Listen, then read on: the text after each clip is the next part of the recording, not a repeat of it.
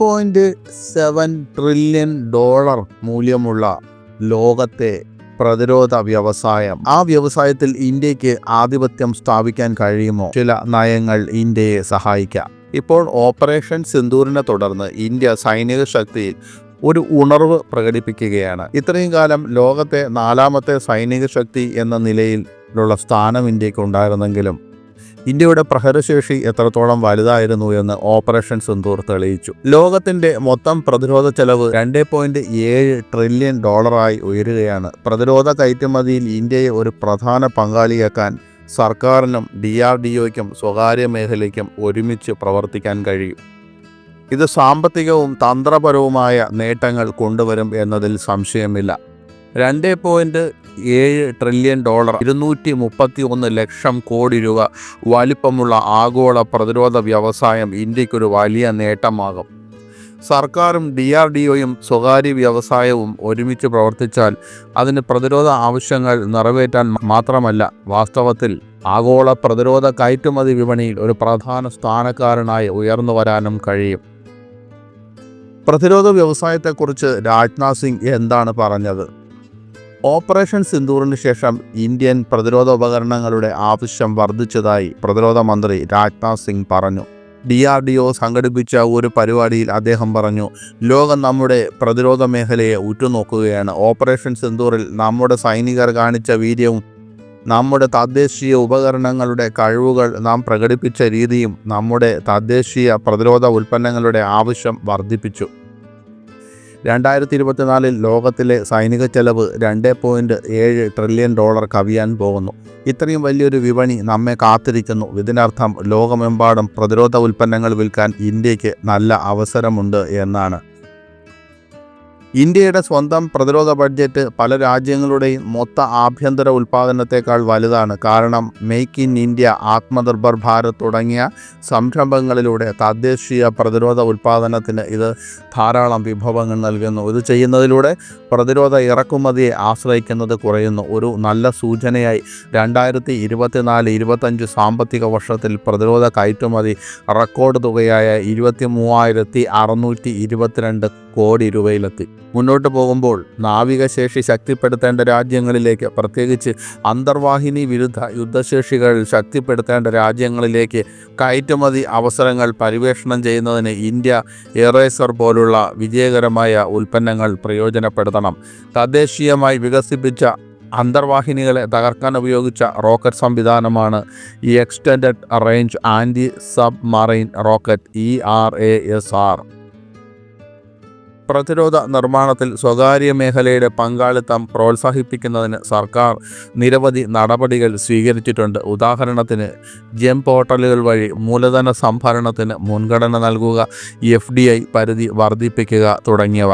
July 7 ന്യൂഡൽഹിയിൽ നടന്ന പ്രതിരോധ അക്കൗണ്ട്സ് ഡിപ്പാർട്ട്മെൻറ്റിൻ്റെ കൺട്രോളർമാരുടെ സമ്മേളനത്തെ അഭിസംബോധന ചെയ്തുകൊണ്ടാണ് പ്രതിരോധ മന്ത്രി രാജ്നാഥ് സിംഗ് ഇക്കാര്യങ്ങൾ പറഞ്ഞത്. അദ്ദേഹത്തിൻ്റെ വാക്കുകൾ ഇങ്ങനെ: സായുധ സേനയുടെ പ്രവർത്തന സന്നദ്ധതയും സാമ്പത്തിക ചടുലതയും ശക്തിപ്പെടുത്തുന്നതിൽ വകുപ്പിൻ്റെ നിർണായക പങ്കിനെക്കുറിച്ച് ഊന്നിപ്പറഞ്ഞു. ഓപ്പറേഷൻ സിന്ദൂറിൻ്റെ വിജയത്തെക്കുറിച്ച് പരാമർശിക്കുമ്പോൾ ആഭ്യന്തര ഉപകരണങ്ങളുടെ പ്രകടനവും കഴിവിൻ്റെ പ്രകടനവും തദ്ദേശീയ ഉൽപ്പന്നങ്ങൾക്കായുള്ള ആഗോള ആവശ്യം കൂടുതൽ വർദ്ധിപ്പിച്ചിട്ടുണ്ടെന്ന് അദ്ദേഹം പ്രസ്താവിച്ചു. ലോകം നമ്മുടെ പ്രതിരോധ മേഖലയെ പുതിയ ബഹുമാനത്തോടെയാണ് നോക്കുന്നത്. സാമ്പത്തിക പ്രക്രിയകളിലെ ഒരു കാലതാമസമോ പിശകോ പ്രവർത്തന തയ്യാറെടുപ്പിനെ നേരിട്ട് ബാധിക്കുമെന്ന് അദ്ദേഹം പറഞ്ഞു. പ്രതിരോധത്തിൽ സ്വകാര്യ മേഖലയുടെ വർദ്ധിച്ചു വരുന്ന പങ്കാളിത്തവുമായി സമന്വയിപ്പിച്ച് ഒരു കൺട്രോളർ എന്നതിൽ നിന്ന് ഒരു ഫെസിലിറ്റേറ്റർ എന്ന നിലയിലേക്ക് പരിണമിക്കണമെന്നും അദ്ദേഹം DADOയോട് ആവശ്യപ്പെട്ടു. TAD എന്ന് പറഞ്ഞാൽ ഡിഫൻസ് അക്കൗണ്ട്സ് ഡിപ്പാർട്ട്മെൻറ്റ്. പ്രധാനമന്ത്രി നരേന്ദ്രമോദിയുടെ ദീർഘവീക്ഷണത്തോടെയുള്ള നേതൃത്വമാണ് പ്രതിരോധ മേഖലയിൽ നടന്നുകൊണ്ടിരിക്കുന്ന പരിവർത്തനത്തിന് സിംഗ് നന്ദി പറഞ്ഞത്. അദ്ദേഹത്തിൻ്റെ മാർഗനിർദ്ദേശത്തിൽ രാജ്യം ആത്മനിർഭരതയിലേക്കും പ്രതിരോധ ആസൂത്രണം, ധനകാര്യം, നവീകരണം എന്നിവയിൽ ഘടനാപരമായ പരിഷ്കരണങ്ങളിലേക്ക് നീങ്ങി. നമ്മൾ ഒരിക്കൽ ഇറക്കുമതി ചെയ്തിരുന്ന പല ആയുധങ്ങളും ഇപ്പോൾ ഇന്ത്യയിലാണ് നിർമ്മിക്കുന്നത്. ഉയർന്ന തലത്തിലുള്ള കാഴ്ചപ്പാടിൻ്റെയും പ്രതിബദ്ധതയുടെയും വ്യക്തത കാരണം പരിഷ്കാരങ്ങൾ വിജയിക്കുന്നു, അദ്ദേഹം കൂട്ടിച്ചേർത്തു.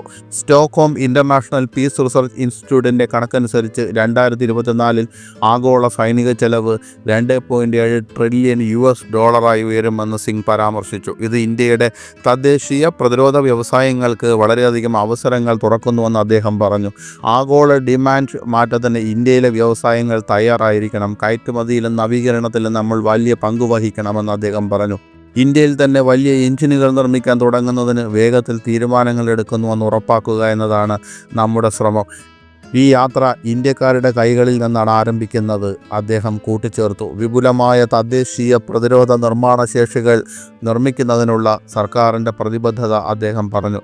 പ്രതിരോധ മേഖലയുടെ വർദ്ധിച്ചു വരുന്ന തന്ത്രപരവും സാമ്പത്തികവുമായ പ്രാധാന്യം എടുത്തു കാണിച്ചുകൊണ്ട് പ്രതിരോധ ചെലവുകളെ വെറും ചെലവ് എന്നതിൽ നിന്ന് ഗുണിത ഫലങ്ങളുള്ള സാമ്പത്തിക നിക്ഷേപത്തിലേക്ക് മാറ്റണമെന്ന് സിംഗ് ആവശ്യപ്പെട്ടു. സമീപകാലം വരെ പ്രതിരോധ ബജറ്റുകളെ ദേശീയ സമ്പദ് വ്യവസ്ഥയുടെ ഭാഗമായി കണ്ടിരുന്നില്ല.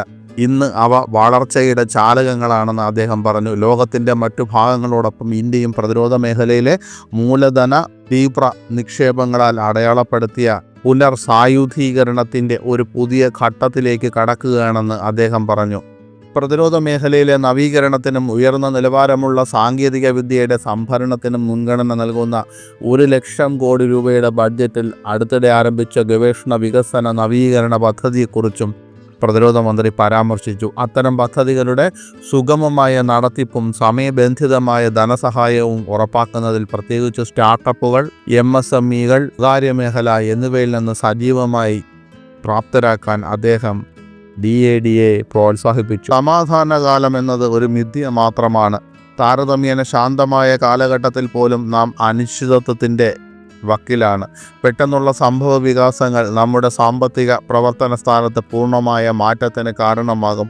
ഉപകരണങ്ങളുടെ ഉൽപ്പാദനം വർദ്ധിപ്പിക്കുകയോ സാമ്പത്തിക പ്രക്രിയകൾ പൊരുത്തപ്പെടുകയോ ആകട്ടെ, എല്ലായ്പ്പോഴും നൂതന സാങ്കേതിക വിദ്യകളും പ്രതീകാത്മക സംവിധാനങ്ങളും ഉപയോഗിച്ച് നാം തയ്യാറായിരിക്കണമെന്ന് സിംഗ് പറയുന്നു.